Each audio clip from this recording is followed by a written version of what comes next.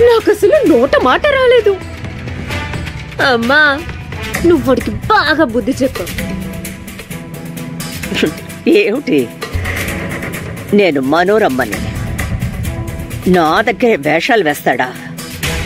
సరేగాని అమ్మా, నువ్వప్పానికి మన సక్కుతో ఎందుకు ప్రేమగా మాట్లాడావు?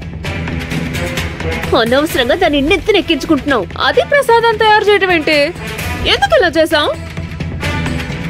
నీ ప్రవర్తనలో ఆంతర్యం ఏంటో నాకు అర్థం కావట్లేదు. నీకెప్పటికీ అర్థం కాదు యమునా. నేనేం చేసినా దానికి ఒక కారణం ఉంటుంది.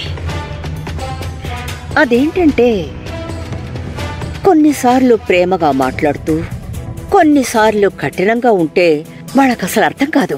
అయోమయంలో పడిపోయి మనం మంచివాళ్ళవని భ్రమపడతారు. అర్థమైందా? సక్కు గురించి నాకు అనవసరం. నాకు నా కొడుకు దిగు ముఖ్యం యమునా. ఎట్టి పరిస్థితుల్లోనూ తను సక్కు పక్షాన మాట్లాడకూడదు. నా ప్రాణం, నా సర్వస్వం అన్నీ నా కొడుకు దిగునే. ఎవరు ఎలా పోయినా వాడు నాకు దూరం కాకూడదు. నా కొడుకు కోసం ఆకాశం భూమి ఏకం చేయాలన్నా నేను సిద్ధమే. అమ్మా, నువ్వు ఆ మొండి పిల్ల సకుని అదుపులో ఉంచాలి. పోనీలే పాపమ్మని వదిలేస్తున్నా. అలా కాదే, దిగు సక్కు కోసం కాదు, న్యాయం కోసం మాట్లాడాడు.